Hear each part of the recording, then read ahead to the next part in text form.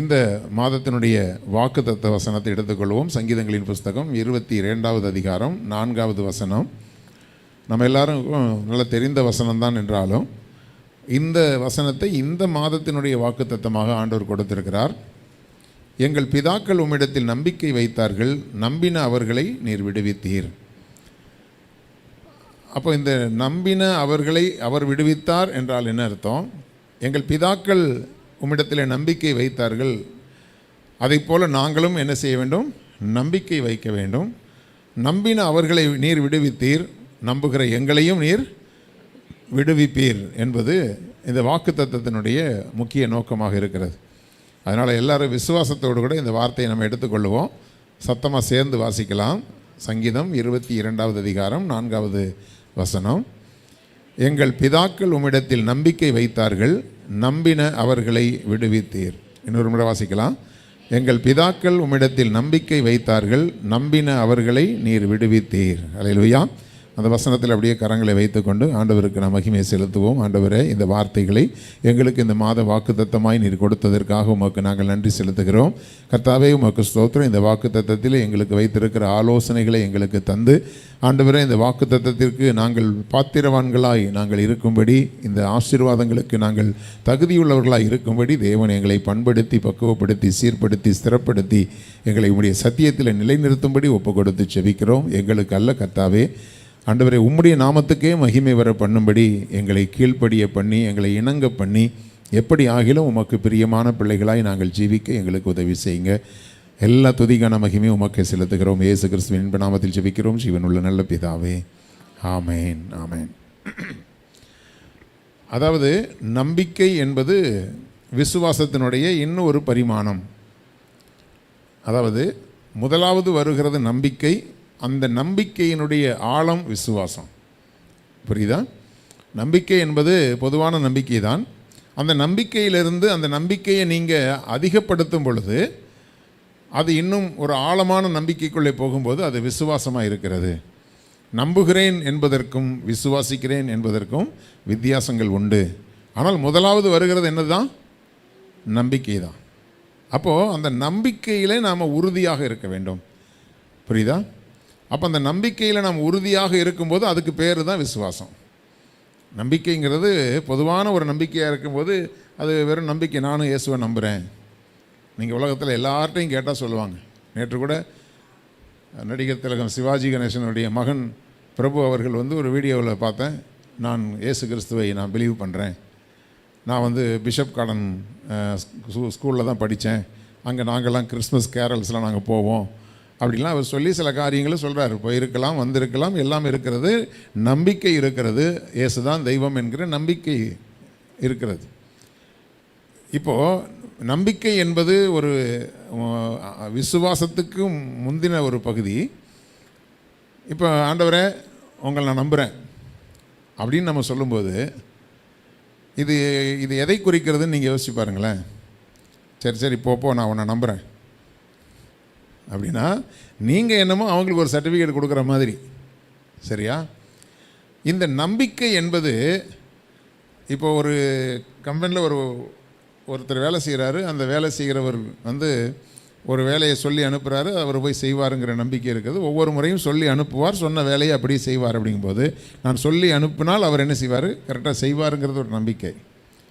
இவர் சொல்லவே இல்லைன்னா கூட அந்த கம்பெனியில் உள்ள அத்தனை வேலையும் அவரே செஞ்சு முடிச்சிருப்பாருங்கிறது ஆழமான நம்பிக்கை.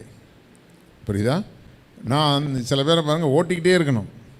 அதை எடு, அதை அங்கே வை, இதை தூக்கு, இதை போடு, இதை செய்ய, ஓட்டுன்னு ஓட்டிக்கிட்டே இருக்கணும்.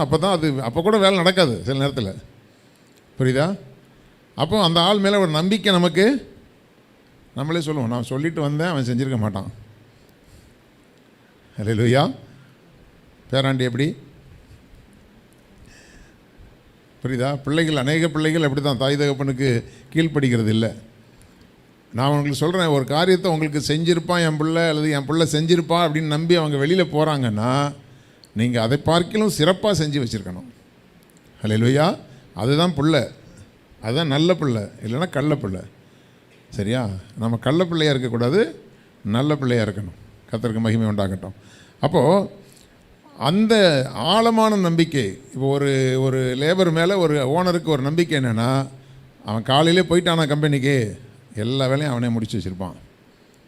நான் போய் நிற்க வேண்டிய அவசியம் இல்லை. கர்த்தருக்கு மகிமையாக நான் சொல்கிறேன்.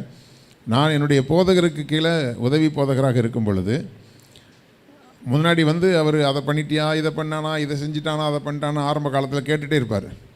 ஆனால் கர்த்தருடைய கிருபையினால் கர்த்தர் எனக்குள்ளே கொடுத்த ஒரு தீர்மானமான ஒரு காரியம் என்ன அப்படின்னு சொன்னால், பாஸ்டர் அப்படியே உட்காரணும், செய்தி கொடுத்துட்டு போயிடணும். அவரை டென்ஷன் பண்ணுற மாதிரி ஒரு விஷயத்தை கூட நம்ம செஞ்சிடக்கூடாது. ஏன்னா அவங்க தேவ செய்தியோடு வருவாங்க. அவங்களுடைய மனசை பாதிக்கிற மாதிரி ஒரு காரியத்தை நாங்கள் செஞ்சிடக்கூடாது. நான் எல்லாத்தையும் அப்படி ஆயத்தப்படுத்தி வச்சுருப்பேன். நான் எப்போவுமே சொல்லுவேன் அவர்கிட்ட, அதாவது யோவாப் சொன்ன வசனம்தான், அதாவது இஸ்ரவேலின் விளக்கு அணைந்து போகாதபடி நீர் சிங்காசனத்தில் மாத்திரம் நீர் இருக்கிறோம், மற்ற யுத்தத்தெல்லாம் நாங்கள் பார்த்துக்குறோம். அவர் சொல்லுவார், அவர் பரவாயில்லடா நல்லா வசனம்லாம் கற்று வச்சுருக்கிற அப்படின்னு கிண்டலாக சொல்லுவார். ஆனால் ஒரு காரியம் என்னென்னா, என்னுடைய ஆவிக்குரிய தகப்பனை நான் எந்த விஷயத்துலையும் நான் என்ன செய்யக்கூடாது, டென்ஷன் ஆக்கிடக்கூடாது, கஷ்டப்படுத்திடக்கூடாது. அது எல்லா பிள்ளைகளுக்கும் இருக்கணும். அதனால தான் உங்களை சீக்கிரம் வாங்கன்னு சொல்கிறோம். நீங்கள் சீக்கிரம் வந்தீங்கன்னா என்னை சந்தோஷப்படுத்துவீங்க. ஆமென். இல்லைனா என்னடா என் பிள்ளைங்க கீழ்ப்படிய மாட்டேங்குதேன்னு கஷ்டமாக இருக்கும். எல்லா விதத்திலும் ஒரு சந்தோஷப்படுத்தி என்ன. அப்போது அந்த நம்பிக்கை தான், அந்த நம்பிக்கையில் ஆபிரகாமை, அதாவது ஆபிரகாம் தேவனை விசுவாசித்தான், ஆனால் ஆண்டவர் ஆபிரகாமை நம்பினார். அல்லேலூயா. அவனை நான் நம்பி அழைச்சிருக்கிறேன், அவன் எல்லா இடத்துலையும் எனக்கு உண்மை உள்ளவனாக இருப்பான்னு ஆண்டவரும் நம்பினார். ஆண்டவர் நம்பக்கூடிய அளவுக்கு அவன் நம்பிக்கைக்கு உரியவனாக அவன் இருந்தான். நம்ம எப்போவுமே எப்படி பார்க்குறோம், நம்ம சைட்லேருந்து மட்டுமே தான் எல்லாத்தையும் பார்க்குறோம். பிதாக்கள் நம்பினார்கள். பிதாக்களை ஆண்டவர் நம்பினாரா? எல்லார் மேலும் அவர் பிரியமாக இருக்கவில்லை என்று கொரிந்தியரில் நம்ம வாசிக்கிறோம். எல்லாரும் ஒரே ஞான போஜனத்தை சாப்பிட்டாங்க, மன்னாவை சாப்பிட்டாங்க. எல்லாரும் ஒரே ஞான கண்மலிலிருந்து தண்ணீரை பருகினார்கள். ஆனாலும் எல்லார் மேலும் தேவன் பிரியமாக இருக்கவில்லை. அப்போ எல்லார் மேலேயும் ஆண்டவருக்கு நம்பிக்கை இல்லை. ஆனால் மோசையை குறித்து சொல்லும்போது, மோசேயோ என் வீட்டில் எங்கும் உண்மையுள்ளவனாக இருந்தான். அல்லேலூயா. அப்போ அந்த நம்பிக்கைக்கு ஆண்டவர் மேலே நீங்கள் வைக்கிற நம்பிக்கை அது சர்டிஃபிகேட் கொடுக்குற மாதிரி தான் இருக்கும். ஆனால் ஆண்டவரே உங்களை நம்பினாருங்கிறத விட பெரிய பாக்கியம் உலகத்தில் எதுவுமே கிடையாது. அல்லேலூயா. சரி, இப்போது நம்முடைய பிதாக்கள் உம்மிடத்தில் நம்பிக்கை வைத்தார்கள், நம்பின அவர்களை நீர் விடுவித்தீர். அப்போது நம்முடைய பிதாக்களுடைய நம்பிக்கை எப்படி இருந்ததுன்னு சில காரியங்களை தியானித்து, அந்த நம்பிக்கைக்கு நாமும் பாத்திரவான்களாக இருந்து நாமும் அந்த வார்த்தைகளுக்கு கீழ்ப்படிஞ்சு வரும் பொழுது, நான் 2வது பார்ட் எடுக்கணும்னு நினச்சேன்.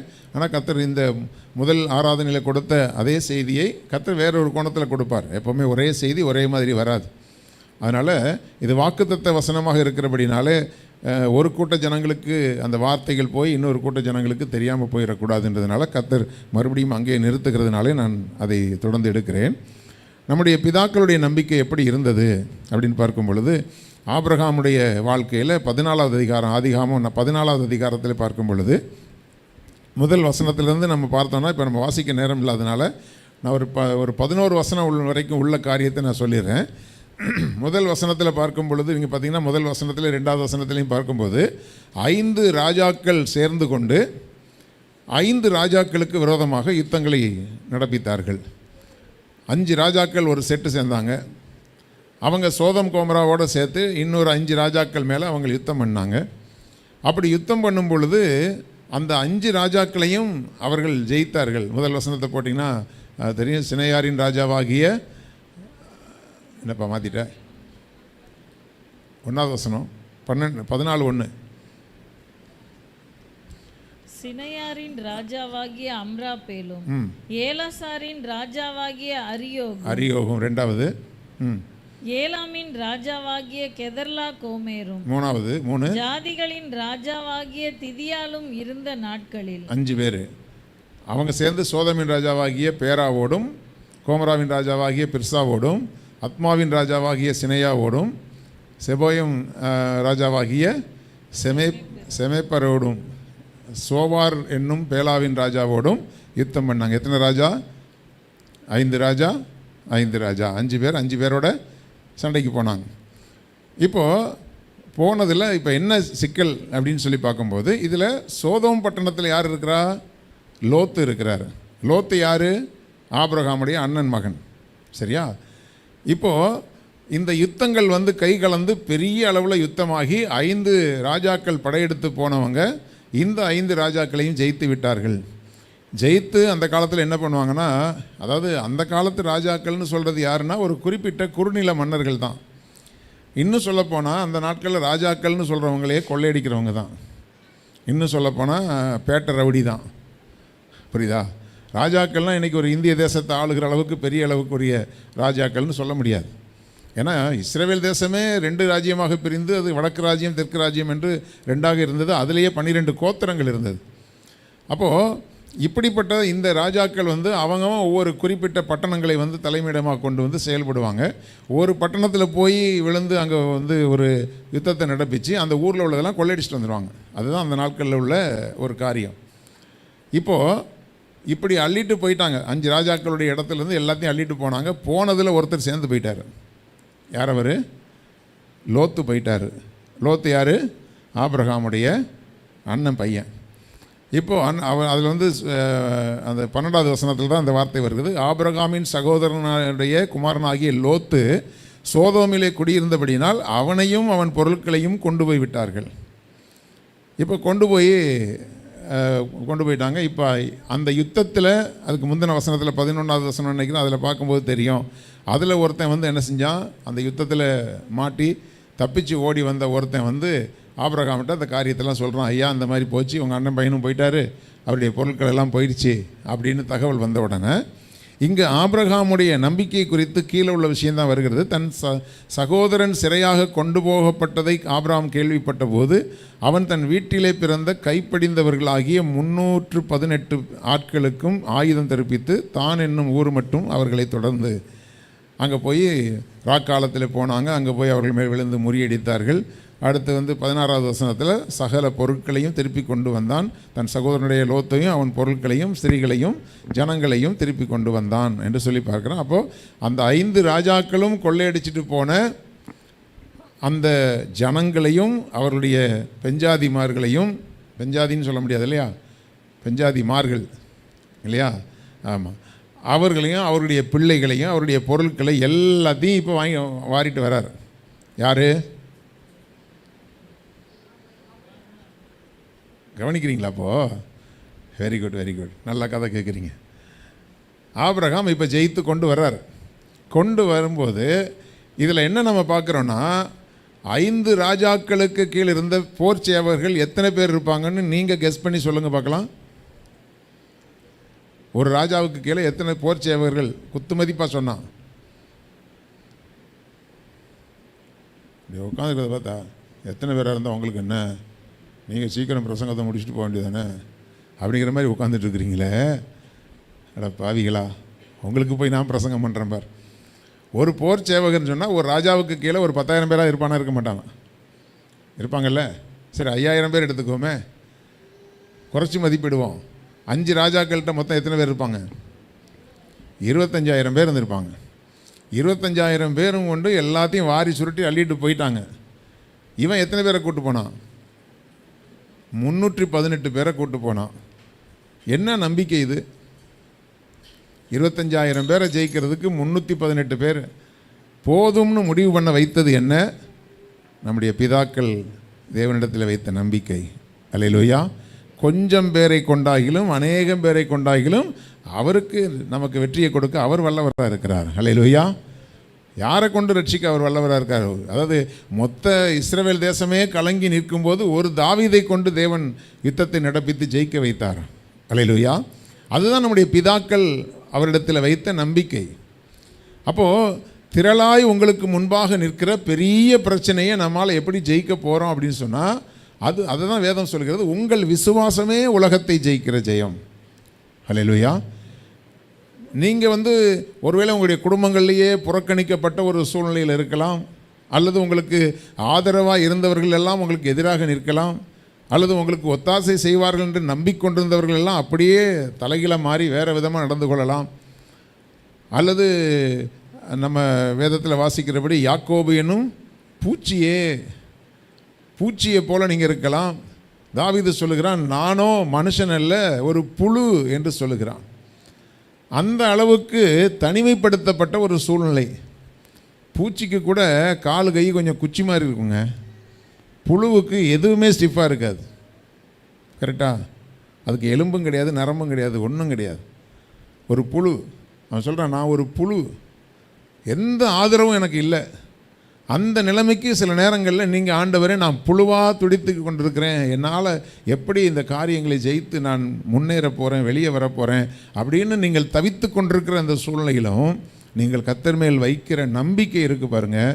நீங்கள் 318 பேரை போல் நீங்கள் குறுகினவர்களாக இருந்தாலும், அவர்கள் பல ஆயிரங்கள் லட்சங்களை கடந்தவர்களாக இருந்தாலும் சரி, நீங்கள் வைத்திருக்கிற நம்பிக்கை நிமித்தமாய் உங்கள் பிதாக்கள் கர்த்தரிடத்தில் நம்பிக்கை வைத்தார்கள், நம்பின அவர்களை அவர் விடுவித்தது போல இந்த மாத வாக்குத்தத்தத்தின்படி தேவனுடைய பிள்ளைகளே, உங்களுக்கு முன்பாக நிற்கிற திரளான பிரச்சனைகளையும் நீங்கள் தேவன் மேல் வைத்திருக்கிற நம்பிக்கை உங்களை அது மேற்கொள்ள முடியாதபடிக்கு தேவன் உங்களோடு கூட நின்று யுத்தம் பண்ணுகிறதை நீங்கள் பார்க்க முடியும். ஹல்லேலூயா. மொத்த பாபிலோன் தேசத்திலையும் தானியேலுக்கு விரோதமாக எத்தனை பேர் இருந்தாங்க? எத்தனை பேர் இருந்தாங்கன்றதை விட அவனுக்கு ஆதரவாக யார் இருந்தாங்க? ராஜா ஒருத்தர் மட்டும் இருந்தார். ஆனால் ராஜாவுக்கே தெரியாமல் கையெழுத்து போட்டார். ஹல்லேலூயா. இப்போ ராஜாவும் சிக்கிக்கிட்டார், ராஜாவாலையும் காப்பாற்ற முடியாது. ஒருவேளை தானியேலுக்கு ஒரு சின்ன நம்பிக்கை இருந்திருக்கலாம், ராஜாவே நம்ம பக்கத்தில் இருக்கிறாரு அப்படிலாம் நான் நிறைய நம்பி ஏமாந்துருக்கேங்க. இவர் நம்ம பக்கத்தில் இருக்கார், இவர் பார்த்துக்குவார். அவர் பார்த்துக்கிட்டாரா? அவர் பேத்துட்டார். ஹல்லேலூயா. ஆமாம், பார்த்துக்கிறேன்னு சொல்கிற ஆளுக்கெல்லாம் நம்மளை பேத்து விட்டுட்டு போயிடுவாங்க. ஆனால் அந்த ராஜாவுமே காப்பாற்ற முடியாத சூழ்நிலைகள் வந்து நீங்கள் யாராவது கொஞ்சம் செல்வாக்கு உள்ள ஆள் மேலே கொஞ்சம் நம்பிக்கை வச்சிங்கன்னா கவுத்து விட்ருவாங்க. ஆமென். எனக்கு ஒரு சம்பவம் ஞாபகத்துக்கு இருக்குது. என்னுடைய 2வது அக்காவுடைய திருமணத்துக்கு நாங்கள் சென்னைக்கு வந்து அப்போ தான் கொஞ்சம் ஒரு பிஸ்னஸ் பண்ணி நானும் எங்கள் அப்பாவும் கொஞ்சம் அப்படியே தலை தூக்கி வர்ற நேரத்தில் என்னுடைய அக்காவுக்கு திருமண காரியம் ஒழுங்காச்சு. அது திருமணத்துக்கு பேசினவங்களும் விரட்டுன்னு விரட்டி இந்த ஞாயிற்றுக்கிழமை பொண்ணை பார்த்தாங்க, அடுத்த ஞாயிற்றுக்கிழமை நிச்சயதார்த்தம், அதுக்கடுத்த ஞாயிற்றுக்கிழமை கல்யாணம். கல்யாண விஷயத்தில் யாராவது உங்களை நெருக்கிறாங்கன்னா கொஞ்சம் ஜாக்கிரதையாக பாருங்கள். ஹல்லேலூயா. அதுக்காக வருஷக்கணக்கிலும் தள்ளி போட்டு போகக்கூடாது. அது எல்லாம் ஒரு கணக்கு இருக்குது. ஒரு அது சீக்கிரம் சீக்கிரம் சீக்கிரம் சீக்கிரம்னா தள்ளி விட்டுட்டு ஓட போகிறாங்கன்னு அர்த்தம். அப்போது சரி, ஏதோ ஒன்று அன்னைக்கு நமக்கு இருந்த வறுமை கஷ்டம் அந்த மாதிரி சூழ்நிலை. அப்போது ஒருத்தர் ஒரு சேட்டு ஒருத்தர் சொன்னார், சரி நான் வேணால் ஒருத்தத்தில் ரெக்கமெண்ட் பண்ணி உங்களுக்கு கொஞ்சம் கடன் வாங்கி தரேன், அதை நீங்கள் கரெக்டாக அடைச்சிட்டிங்கன்னா அவர் மேற்கொண்டு நீங்கள் அடுத்த உங்களுக்கு உதவி செய்வார் அப்படின்னு சொல்லும்போது எங்கள் அப்பா அதை நம்பி அந்த இடத்துல கடன் வாங்கினாங்க. கடன் வாங்கி அது குறைஞ்ச வட்டிக்கு வாங்கின ஒரு கடன். அதனால் இப்போ அந்த கடனை வாங்கி அக்காவுக்கு கல்யாணத்தை முடிச்சிட்டாங்க. இப்போது கடையில் போட்ட முதலெல்லாம் விற்று கடன் அடைச்சிட்டாங்க. ஏன்னா திரும்ப அவர் கொடுப்பாருங்கிற நம்பிக்கையில். இப்போ எல்லாம் முடித்து திரும்ப கடைக்கு சரக்கு போடணும் அப்படின்னு சொல்லிட்டு போய் அந்த மார்வாடிகிட்ட கேட்கும்போது அவர் சொன்னார், நீங்கள் கரெக்டாக தானே கட்டிகிட்டு இருந்தீங்க, இனிமேல் நீங்களே நேரடியாக போய் கேளுங்கன்றார். என்ன நம்பிக்கைன்னா இவர் நமக்கு சின்சியராக நடந்திருக்கோம், நமக்கு ஹெல்ப் பண்ணுவார் அப்படிங்கிற ஒரு நம்பிக்கை. அப்போது இவர் இப்போ ரெக்கமெண்டேஷனுக்கு வரல. இப்போ நேரடியாக போய் கேட்கும்போது அவர் என்ன யோசிக்கிறாரு, முன்னாடி இவர் ரெக்கமெண்ட் பண்ணார், இப்போ ஏன் பண்ண மாட்டேங்கிறாரு, அப்போ அதில் ஏதோ ஒரு பிரச்சனை இருக்குன்னு அவர் கொடுக்க மாட்டேன்ட்டார். இப்போ கடையில் உள்ள முதல் போச்சு. இப்போ அதுக்கு பதிலாக அதிக வட்டி கொடுக்கக்கூடிய கடன் வாங்க வேண்டிய சூழ்நிலையாகி அதுக்கப்புறம் வியாபாரத்தில் பட்ட பாடு கஷ்டம் கொஞ்சம் நஞ்சம் கிடையாது. நம்பி இருந்த ஒருவர் காலை வாரும்போது என்ன நடக்கும்? ஹல்லேலூயா. அதனால தான் உலகத்தில் எந்த மனுஷனையும் நம்பிடாதீங்க. ஹல்லேலூயா. ஆமாம், இது இருக்குது, இதை வச்சு பார்த்துருவேன், சில நேரத்தில் இந்த சொத்து இருக்குது, இந்த சொத்தை விற்று இப்படி பண்ணிடுவேன்னா அந்த சொத்து விலையே போகாது. ஹல்லேலூயா. எதை நீங்கள் ஆதாரமாக நினைக்கிறீங்களோ அது மேலே உங்களுடைய நம்பிக்கை இருக்குமானால் அந்த நம்பிக்கை உங்களை கைவிட்டுரும். ஆனால் உங்களுடைய நம்பிக்கை கர்த்தர் மேல் மாத்திரம் இருக்குமானால் கர்த்தர் உங்களுக்கு ஆராய்ந்து முடியாத பெரிய காரியத்தை செய்வார். ஹல்லேலூயா. அதுதான் இந்த ஆபிரகாமுக்கு இருந்த காரியம். எண்ணி பார்க்குறான், 5 ராஜாவை ஜெயிக்கணும், வாங்கடா, கைப்படிந்தவர்கள்லாம் வாங்க. கைப்படிஞ்சவங்கன்னா அவர் வார்த்தையை கேட்குற ஆட்கள். கர்த்தர் யாரை பயன்படுத்த முடியும் அப்படின்னா அவர் வார்த்தையை கேட்குறவங்கள தான் பயன்படுத்த முடியும்.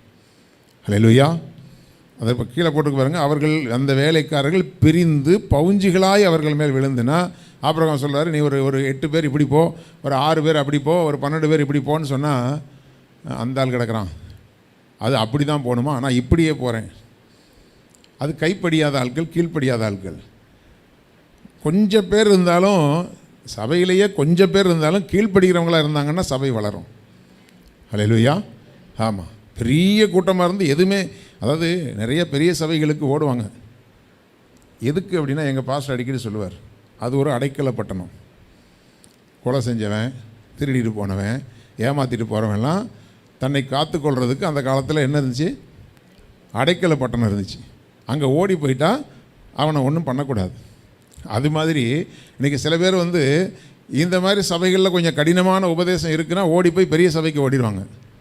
எதுக்குன்னா அங்கே யாரும் நம்மளை கண்டுக்க மாட்டாங்க. நம்ம போகிறதும் தெரியாது, வர்றதும் தெரியாது. நம்முடைய ஆவிக்குரிய வளர்ச்சி என்னன்னு யாரும் நம்மளை கேள்வி கேட்க மாட்டாங்க. நம்ம வீட்டில் சீரியல் ஓடலாம், சினிமா ஓடலாம், எங்கே வேணாலும் போகலாம், தண்ணி அடிக்கலாம், தம் அடிக்கலாம், எப்படி வேணாலும் வாழ்ந்துக்கலாம். ஏன்னா நம்ம மானிட்டர் பண்ண மாட்டாங்க. புரியுதா?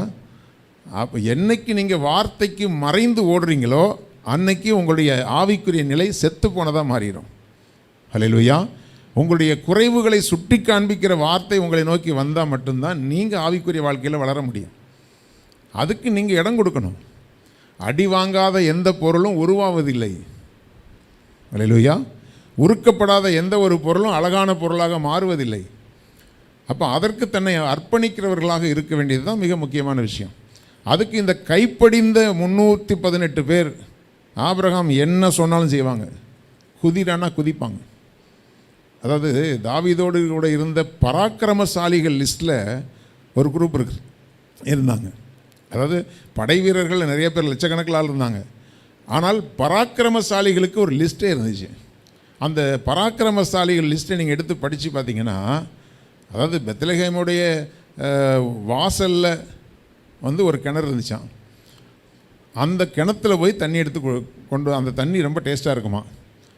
தாவீதுக்கு ரொம்ப ஆசை.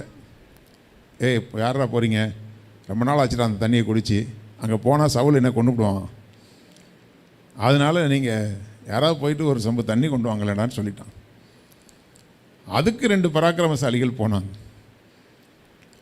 செத்தாலும் சாகிறேன், எங்கள் ராஜாவுக்கு நான் தண்ணி கொண்டு வந்து கொடுப்பேன். கொண்டு போய் தண்ணியை கொண்டு வந்த உடனே இவனுக்கு மனசாட்சி குத்த ஆரம்பிச்சிச்சு.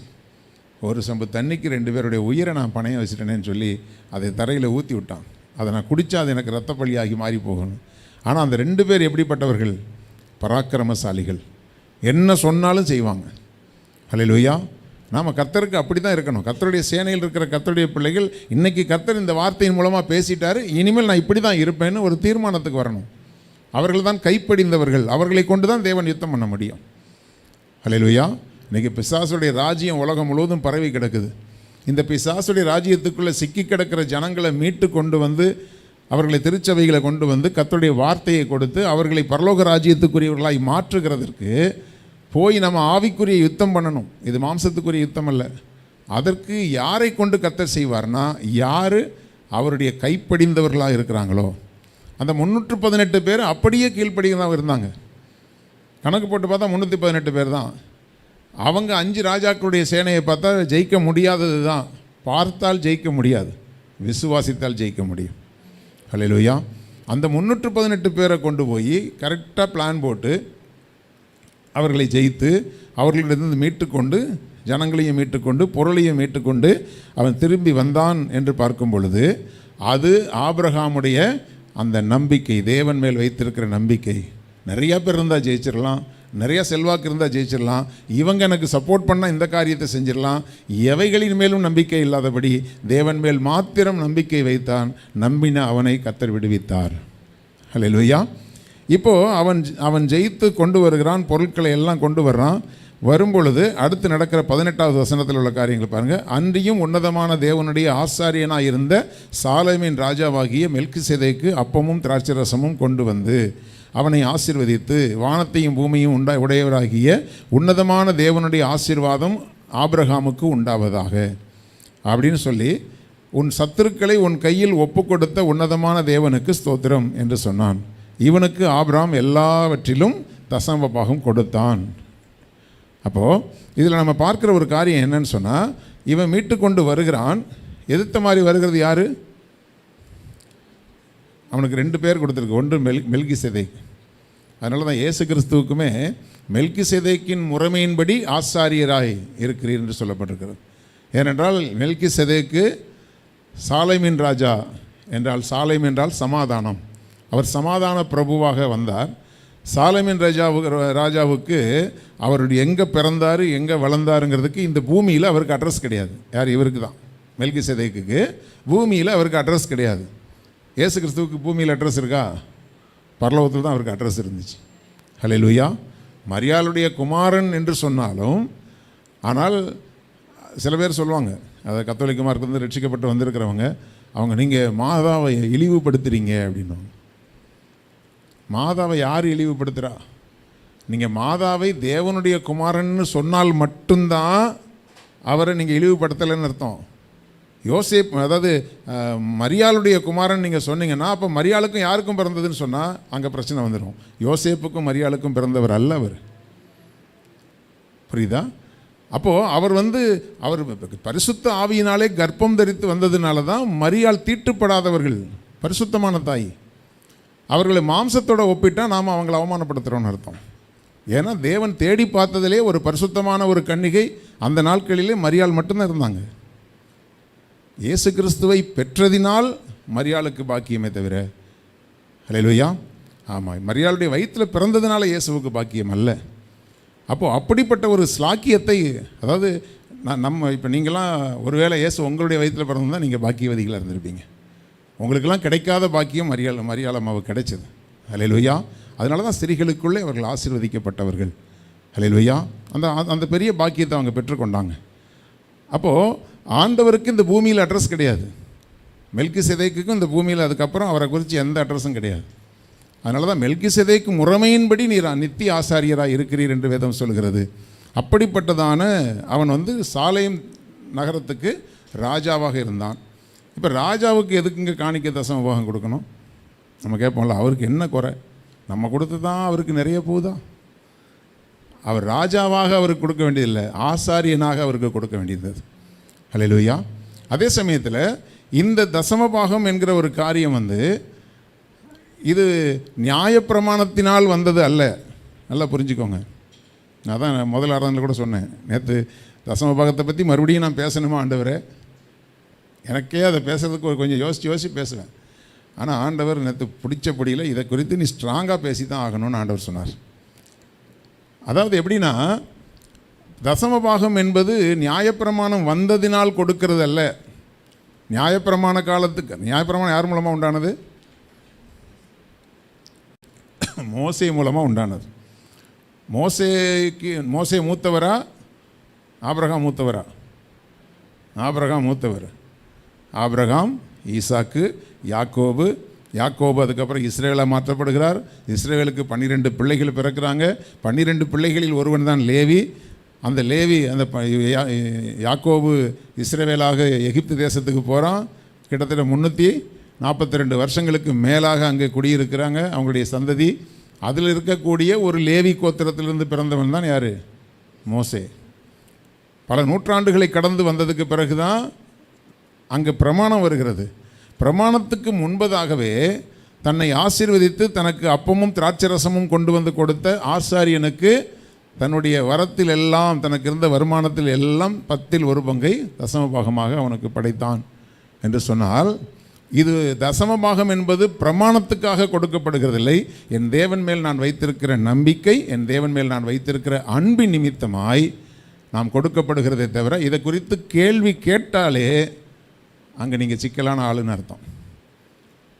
அது ஏன் கொடுக்கணும், அது எங்கே இருக்குது, அது புதிய ஏற்பாட்டில் இருக்குதா, பழைய ஏற்பாட்டில் இருக்குதா? அதான் அந்த ஜஸ்டின் மோசஸ்னு ஒருத்தர் இப்போது கன்னியாகுமரி மாவட்டத்தில் ஒரு நல்ல ஊழியக்காரர் எழும்பியிருக்கிறார்.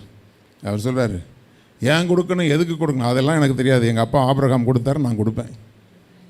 ஹல்லேலூயா. அவர் வேறு மாதிரி பேசுவார். எத்தனை பேர் அவருடைய மெசேஜ் கேட்டிருக்கீங்க? ஆமாம், நீ கொடுக்காமல் போனால் விளங்காமல் போயிடுவா நீ. ஆமாம், கேள்வி கேட்டாலே நீ விளங்காமல் போட்ட, ஒன்றை தூக்கி வச்சு கொளுத்த வேண்டியதான், சுட்டு எரிக்க வேண்டியதான் பாரு. அவர் மாதிரி நான் பேச மாட்டேன். அது அந்த வைராக்கியம். அவர் சொல்கிறாரு, ஒன்றுக்கும் வழி இல்லாமல் பாக்கெட்டை தடவி பார்த்து ₹1 காணிக்க போட முடியாத தடவின நாட்கள் இருந்துச்சு. இன்றைக்கி ஒரு வருஷத்துக்கு ஒரு பாஸ்டருக்கு நான் கார் வாங்கி கொடுக்குறேங்கிறார். தசம பாகத்தில் உண்மையாக இருந்தது நிமித்தமாக வருஷத்துக்கு ஒரு பாஸ்டருக்கு நான் ஒரு கார் வாங்கி கொடுத்துட்ருக்குறேன். ஹல்லேலூயா. அந்த அளவுக்கு கர்த்தர் ஆசீர்வதிக்கிறதுக்கு காரணம் என்ன? அது தேவன் மேலே இருக்கிற அன்பின் நிமித்தமாக. அதாவது ஒரு 10,000 வருமானம் வருது, ₹1000 நம்ம கர்த்தருக்குன்னு எண்ணும்போது உங்களுக்கு மனசு வலிக்குதா? தயவு செஞ்சு கொடுத்துடாதீங்க.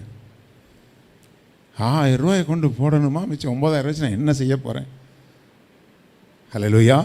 318 பேரை வச்சு 5 ராஜாக்களை ஜெயிக்க முடியும் என்று சொன்னால் உங்களுக்கு இருக்கிற கொஞ்சம் வருமானத்தில், நான் சொல்கிறேன், எனக்கு 8,500 எங்களுடைய சபையில் எனக்கு சம்பளம் கொடுக்கும்போது ₹5,000 வீட்டு வாடகை. மிச்சம் எவ்வளோ இருக்குது? 3,500 இருக்குது. தசம பாகம் எவ்வளோ கொடுக்கணும்? 8,500 எவ்வளோ தசம பாகம் கொடுக்கணும்? 850 ஆண்டவர்கிட்ட நான் கணக்கெலாம் பார்த்துட்டு இருக்க மாட்டோம். ₹1,000 6,000 போச்சு. மிச்சம் எவ்வளோ இருக்குது? சரி, ஒரு ₹500 கரண்ட் பில்லு. அப்புறம் எவ்வளோ இருக்குது? அதை வச்சு ஒரு மாதம் முழுக்க 2 பிள்ளைகளை நாங்கள் படிக்க வச்சு கடந்து வந்திருக்கிறோம் என்று சொன்னால் எப்படி நடந்தது? ஒரு பிரதர் வந்து சொன்னார், பிரதர் நீங்கள் இங்கே பார்க்குற வேலைக்கு ஒரு 45,000 உங்களுக்கு சம்பளம் இருக்குன்னு நினச்சேன் பிரதர். என்ன பிரதர் இது சம்பளம்? எப்படி பிரதர் குடும்பத்தை நடத்துகிறீங்க? நாங்களாக நடத்துகிறோம். ஹல்லேலூயா. இன்னைக்கு வரைக்கும் எங்களுக்கு புரியாத ஒரு காரியம், நாங்கள் ஒரு நாளும் பட்னியாக இருந்ததில்லை. ஹல்லேலூயா. அப்படியே கரத்தில் வச்சு சுமந்து நடத்தி கொண்டு வந்தார். பார்க்குற எவனும் என்னை பிச்சைக்காரன்னு சொல்ல மாட்டான், கோடீஸ்வரன் தான் சொல்லுவான். ஹல்லேலூயா. அந்த நிலைமையில் ஒருத்தர் சூர்யா கிராஃபிக்ஸ்னு ஒரு கோடம்பாக்கத்தில் ஒரு பிரிண்டிங் ப்ரெஸ் ஓனர். அவர் பார்த்திங்கன்னா நல்ல எக்கச்சக்கமான மிஷின் உள்ளே ஓடிட்டுருக்கோம். நாங்கள் மாதத்துக்கு ஒரு பத்திரிக்கை ரிலீஸ் ஆகும், அதுக்கு நான் வந்து எடிட்டராக இருந்ததுனால போய் அதனுடைய ஒர்க்கெல்லாம் பார்த்து மாதம் ஒரு 20,000 பில்லு வரும், கட்டிட்டு வருவேன். அவர் ஒரு நாள் திடீர்னு என்னை கூப்பிட்டு, சார் நீங்கள் நினச்சா எனக்கு ஒரு உதவி செய்ய முடியும் சார். ஏன்னா நம்ம எப்போவுமே சஃபாரி போட்டு போவோம்ல, அதில் எதுவுமே நான் காசு கொடுத்து வாங்கின சஃபாரி இல்லை, எங்கள் பாஸ்டர் கொடுத்த சஃபாரி. அவர் போட்டு கழிச்சதை நம்ம கொடுப்பார். எப்போ பார்த்தாலும் நம்ம உடம்புக்கும் அதுக்கும் ஒரு மாதிரி இருக்கும் பார்க்குறதுக்கு. அவர் நம்மளை பணக்காரனாக தான் பார்த்துருந்துருக்கிறாரு. சார் நீங்கள் நினச்சா முடியும் சார், நீங்கள் நினச்சா முடியும். நான் என்னத்தை நினைக்கிறது, நான் என்னத்தை இவருக்கு உதவி செய்கிறது எனக்கே புரியல. ஒரு நாள் 2-3 நாளாக சொல்லிட்டு இருந்தார் அப்படி. அப்புறம் சார் கொஞ்சம் வாங்க சார்னு கூப்பிட்டுட்டு உள்ளே கூப்பிட்டு போனார். அவருடைய ரூமுக்கு கூப்பிட்டு போனார். ஏசி ஆன் பண்ணார், அப்படி ஃபேனை போட்டார், லைட்டை போட்டார். உடனே கூல்ட்ரிங்க்ஸ் ஆர்டர் பண்ணார். ஐயோ என்னமோ எனக்கு நடக்க போகுதே அப்படின்னு உட்காந்துட்டு அவர் சொன்னார், சார் எனக்கு அவசரமாக ஒரு 45 லட்ச ரூபா பணம் தேவைப்படுது சார், நீங்கள் மனசு வச்சா கொடுத்துடலாம் சார். 45 லட்சமா? 45,000 இன்னும் பார்க்கலடா பாவி, என்ன போய் 45 லட்சம் கேட்குறிய? எப்படி இதுக்கு நான் ஒர்த்தான ஆள்னு நீ கணக்கு போட்ட? கர்த்தர் என்ன அப்படி தான் வச்சுருந்தார். ஹல்லேலூயா. அவர் நான் கேட்டேன், சார் நீங்கள் எனக்கு என்ன சம்பளம்னு நீங்கள் நினைக்கிறீங்க? சார் எப்படியும் ஒரு 60,000 70,000 சார் அப்படின்னாரு. 8,500 சொன்னோன்னு, சார் சும்மா விளையாடாதீங்க சார், 8,500 சம்பளத்தை வச்சு எப்படி சார் குடும்பம் நடத்த முடியும்? அவருக்கு அது புரியலை. ஹல்லேலூயா. எனக்குமே புரியலை, எப்படி நடந்துச்சுன்னு தெரியாது. அதுக்கப்புறம் இல்லை என்னால் முடியாதுன்னு சொன்ன பிறகு இவனுக்கு போய் வேஸ்ட்டாக நம்ம ஏசியை போட்டோமே அப்படின்னு வருத்தப்பட்டார். உன் வருத்தத்துக்கு நான் என்ன பண்ணுறது, நானாக சொன்னேன்? ஹல்லேலூயா. ஆமாம், அப்படி தான் கர்த்தர் நடத்துகிறார். நம்ம ஏன் அவங்ககிட்ட போய் பஞ்சப்பாட்டு பாடிட்டு இருக்க போகிறோம்? அதனால் கர்த்தருடைய பிள்ளைகளை, எந்த நிலைமையிலையும் கர்த்தர் நம்மை நடத்த அவர் வல்லவராக இருக்கிறார். அப்போது எந்த பிரமாணமும் இல்லாமல் தேவன் மேல் வைத்திருக்கிற அன்பும் நம்பிக்கையும் அவனுக்கு தசம பாகத்தை கொடுக்க வைத்தது. அதனால் அவன் செல்வ சீமானாய் வாழ்ந்தானே தவிர, பாருங்க, அப்படிப்பட்ட நம்பிக்கை இருந்ததுனால தான் அடுத்த பகுதியை நீங்கள் பாருங்கள்.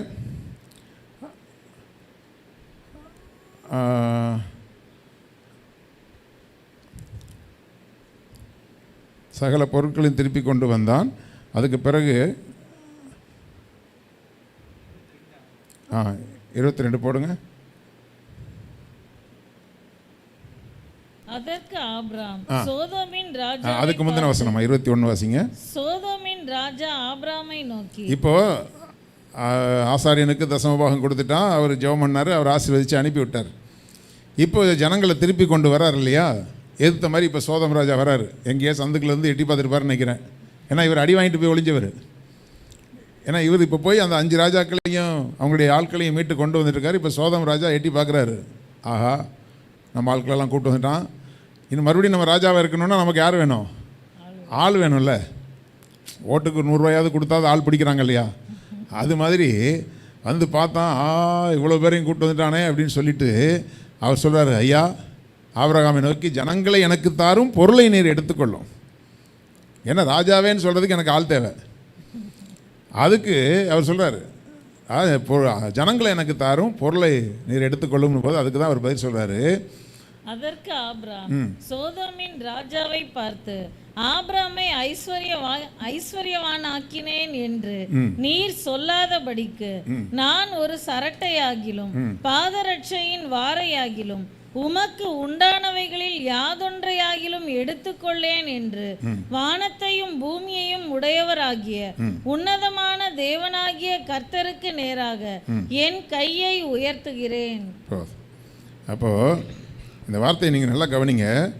சோதோமின் ராஜாவை பார்த்து ஆபிரகாம் இந்த வார்த்தையை சொல்கிறதுக்கு என்னன்னா, அவன் தேவன் மேல் வைத்திருந்த அன்பு, தேவன் மேல் வைத்திருந்த நம்பிக்கை, ஆண்டவருக்கு கொடுக்கிற காரியத்தை குறித்து அவனுக்கு எந்த கவலையும் கிடையாது. அதான் நான் உங்களுக்கு சொல்கிறேன். அதாவது நான் என்னுடைய தலைமை சபையிலே நான் பார்த்த ஒரு காரியம் என்னென்னா, 10,000 ரூபா வரும்போது 1000 ரூபா கொடுக்கறதுக்கு யோசிக்க மாட்டாங்க. 20,000 ரூபா வரும்போது 2,000 ரூபா கொடுக்க யோசிக்க மாட்டாங்க. 1,00,000 ரூபா வந்துட்டால் என்ன பண்ணுவாங்க? எவ்வளோ கொடுக்கணும்? 10,000 ரூபாய் கொண்டு போய் பாஸ்டர்கிட்ட கொடுத்து அவர் பாவம் வேஸ்ட் பண்ணிட்டாருன்னா என்ன செய்யுது? ஹல்லேலூயா. அதான் நான் முதல் ஆராதனையில் சொன்னேங்க, கர்த்தருக்கு அதாவது இன்றைக்கி உலக பிரகாரமான அந்த ஆராதனைகளுக்கு கோடி கணக்கில் கொட்டி கொடுக்குறாங்க. திருப்பதி உண்டியல் எவ்வளோ வருதுன்னு தெரியுமா? எத்தனை கட்டுக்கட்டாக விழுது தெரியுமா? அவ்வளோதையும் எடுத்து எதுக்கு பயன்படுத்துகிறாங்கன்னு உங்களுக்கு தெரியுமா? இங்கேருந்து அமெரிக்காவுக்கு போகிறாங்க, பல தேசத்துக்கு போய் அந்த ஆட்கள், நான் யாருன்னு சொல்ல விரும்பலை, அந்த ஆட்கள் அதுக்குன்னே அனுப்புகிறாங்க. அமெரிக்காவில் இருக்கக்கூடிய 80% இந்தியர்கள் குஜராத்தை சேர்ந்தவங்க. நல்லா புரிஞ்சுக்கோங்க. அவங்களுக்கு உடனே விசா கிடைக்குது.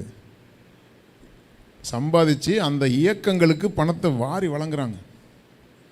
வாரி வழங்கி அவங்க எதுக்கு தேசத்தில் பயன்படுத்துகிறாங்கன்னா, நம்ம அழிக்கிறதுக்கு பயன்படுத்துகிறாங்க. அவங்களுக்கு அவ்வளோ வெறி இருக்குது. ஆனால் தேவ ஜனங்களுக்கோ பிரமாணத்தின்படி உள்ளதையே கொடுக்க விருப்பம் இல்லைன்னா அதுக்கு மேலே எப்படி கொடுப்பாங்க? தாவீது எப்படி கொடுத்தான் தெரியுமா உங்களுக்கு? தாவீது கொடுத்த லிஸ்ட் எடுத்து படித்து பாருங்கள். தனக்கு உண்டானது அத்தனையும் தூக்கி அவன் கொடுத்த லிஸ்டெல்லாம் பார்த்தோன்னா, உண்மையை சொல்லப்போனால் நான் தான் அடிக்கடி சொல்லுவேன், சாலமோன் தேவாலயத்தை கட்டினான், அதுக்கு பிறகு ஒரு அரண்மனையை கட்டினான். அதுதான் அவனுக்கு கேடாக வந்தது. தேவாலயம் கட்டுறதுக்கு தானே தாவீது பணம் கொடுத்தான், அரண்மனை கட்டுறதுக்காக கொடுத்தான். அரண்மனைக்கு அதிகமாக செலவு பண்ணான். தேவாலயத்தினுடைய அளவு ஒரு சின்ன அளவு தான், புரியுதா? அதற்கு அவன் செலவு. அதை தான் நான் நினைப்பேன், தாவீது மட்டும் ஆலயத்தை கட்டுறதுக்கு ஆண்டவர் அனுமதிச்சிருந்தாருன்னா அந்த ஆலயம் வேறு லெவலில் இருந்திருக்கும். அல்லேலூயா. ஏன்னா அப்படி ஒரு வெறி பிடித்த அன்பு அவனுக்கு ஆண்டவர் மேலே. கொண்டு வந்த அத்தனையும் கொண்டு போய் ஆண்டவருக்கு தான் படைத்தான். அதுதான் தேவ அன்பு. அதனால தான் ஆபிரகாமும் இன்னைக்கு இந்த ஞாயிற்றுக்கிழமை ஆராதனையில் ஆபிரகாமை பற்றியும் தாவீதை பற்றியும் பேசாத ஒரு பிரசங்கமும் உலகம் முழுக்க எங்கேயும் இருக்காது. அப்படிப்பட்ட அவனுடைய பேரை பெருமைப்படுத்தி ஆண்டவர் வச்சிருக்கிறார். ஹல்லேலூயா. அதில் ஒரு மனஸ்தாபம் வருது பார்த்தீங்களா? கர்த்தருக்கும் கர்த்தருடைய ராஜ்யம் கட்டப்படுகிறதுக்கும். நான் எனக்கெல்லாம் உண்மையாக ஒரு பெரிய வேதனைனா, பல கிராமங்களுக்கு நாங்கள் போகிறோம், பார்க்குறோம், அந்த சபைகளை டெவலப் பண்ண முடியாமல் அவங்க படுகிற வேதனை, நமக்கு ஒரு நல்ல ஒரு நிலையான ஒரு இடம் இல்லாத சூழ்நிலைகள், இன்னும் ஊழியங்களையும் ஊழியர்களையும் தாங்குவதற்கு முடியாத ஒரு அங்கலாய்ப்பு மனசுக்குள்ளே இன்னும் தவிப்பாக இருக்குது. இன்னும் நான் சில ஊழியங்களுக்கு மாதம் சப்போர்ட் பண்ண ஆசைப்பட்றேன், ஆனால் என்னால் முடியல. நீங்கள் நினைக்கலாம் நம்ம சின்ன சபை தானே பாஸ்டர், இந்த சின்ன சபையில் இருக்கிறவங்க 318 பேரும் கைப்பிடிந்தவர்களாக இருந்தது போல் நீங்களும் அப்படி இருப்பீங்கன்னு சொன்னால் நிச்சயமாக இந்த சிறு கூட்டத்தை கொண்டு இந்த தேசத்தில் பெரிய காரியத்தை செய்ய முடியும். ஹல்லேலூயா. அதுக்கு யார் தடையாக இருக்கிறீங்கன்னா, நீங்கள் கர்த்தருக்குள்ளே எடுக்க வேண்டிய முடிவை சரியாக எடுக்காததுனால தான். அதாவது சின்ன பிள்ளைகளுக்கு கூட சொல்லிக் கொடுங்க. ஒரு பேக்கெட் மணியை நீங்கள் 10 ரூபா கொடுத்தீங்கன்னா அதில் 1 ரூபா கர்த்தருக்குரியதுன்னு சொல்லி கொடுத்து வளங்க. அப்படி தான் எங்கள் பிள்ளைகளுக்கு நாங்கள் சொல்லி கொடுத்து வளர்த்தோம். இன்றைக்கு வரைக்கும் அந்த பிள்ளைகள் அதை தான் செஞ்சிட்ருக்குது. அப்போது ஒரு பாக்கெட் மணியிலேருந்து அது ஸ்டார்ட் ஆகணும். பிள்ளைகளுக்கு நீங்கள் 50 ரூபா கொடுக்குறீங்களா 10 ரூபா கொடுக்குறீங்களா, அதை கொடுக்கறதுல 10ல் 1 பங்கு கர்த்தருக்குரியது. உங்கள் கைக்கு வர்ற எந்த ஒரு காசு காரியத்திலிருந்தும் 10ல் 1 பங்கு. அதாவது என்னுடைய மாமியாரை குறித்து நான் சொல்லுவேன், இந்த இடம் விற்கும் பொழுது, அந்த பக்கத்து இடத்த விற்கும் பொழுது 35 லட்ச ரூபாய்க்கு 3.5 லட்ச ரூபாய்க்கு விற்றோம். அன்னைக்கு அவங்களுக்கு இருந்த நெருக்கடி அவ்வளோ பயங்கரமான நெருக்கடி. 35,000 ரூபாய் எடுத்து கொண்டு போய் அப்படியே சபையில் கொடுத்து, தலைமை சபையில் கொடுத்து ஜெபம் பண்ண போனாங்க. எனக்கு உண்மையாகவே ஆச்சரியமாக இருந்தது. ஏன்னா அவ்வளவு நெருக்கடி. இன்றைக்கு வரைக்கும் அவங்க அந்த விஷயத்தில் கையில் ஒரு 500 ரூபா வந்தாலும் அதில் கர்த்தருக்கு உண்மையாக இருப்பாங்க. உண்மையை சொல்லப்போனால் இன்றைக்கு வரைக்கும் அவங்க இன்றைக்கி உயிரோடு இருக்கிறது அதனால தான் இருக்கிறாங்கன்னு எனக்கு தெரியும். ஹல்லேலூயா. கர்த்தருக்கு அடுத்த காரியங்களில் அவ்வளவு, அது காரணம் தேவன் மேல் வைத்திருக்கிற ஒரு பக்தி, வைராக்கியமான ஒரு அன்பு. அந்த அன்பு நிமித்தமாக கொடுக்கணுமே தவிர விசனமாயும் அல்ல, கட்டாயமாயும் அல்ல, அல்லது பிரமாணத்துக்காகவும் அல்ல. இது தேவன் மேல் வைத்திருக்கிற ஒரு அன்பு நிமித்தமாய் தேவனுடைய ராஜ்யம் இந்த பூமியில் விரிவடைய வேண்டும். அதற்கு நான் என்னுடைய பங்களிப்பு என்னங்கிறதுல ஒவ்வொருத்தரும் நீங்கள் கைப்படிந்தவர்களாக இருந்தீங்கன்னா நிச்சயமாக பெரிய காரியங்கள் வரும். அப்படி நீங்கள் செய்ததுனால அவனுக்குள்ளே வேற ஒரு பெரிய ஆசை ஒன்றும் கிடையாது. பாருங்கள், இப்போ சோதமின் ராஜா கேட்குறான், ஜனங்களை எனக்கு தாரும், பொருட்களை நீர் எடுத்துக்கொள்ளும் சொல்லும்போது ஆபிரகாம் சொல்கிறான், சோதமின் ராஜா பார்த்து, ஆபிரகாமை நீ ஐஸ்வர்யவனாக்கி 5 நாட்டுடைய பொருள் இப்போ என் கையில் இருக்குங்க. 5 நாட்டிலேருந்து கொள்ளையடிச்சிட்டு போன பொருள் அவ்வளவும் இப்போ என் கையில் இருக்குது. நான் நினச்சா தான் கொடுக்க முடியும். நான் யுத்தம் பண்ணிவிட்டு உனக்கு எதுக்கடா கொடுக்கணும் சொல்லியிருக்கலாமா, சொல்லியிருக்கூடாதா? உன் பொருளை நீ எடுத்துக்க, உனக்குரியதை நீ எடுத்துக்கோ. நீ லோத்துக்குரியதை மட்டும் என்ன செஞ்சிரு, லோத்துக்கு கொடுத்துரு, அவ்வளோதான். மற்றபடி அதிலிருந்து ஒரு சிரட்டையை கூட எடுக்க மாட்டேங்கிறார். சிரட்டைன்னா என்னது? சிரட்டைன்னா என்னது? கொட்டாங்குச்சி. ஒரு கொட்டாங்குச்சியை கூட நான் எடுக்க மாட்டேன். பாதரட்சியே இல்லை, பாதரட்சி வார கூட நான் எடுக்க மாட்டேன்.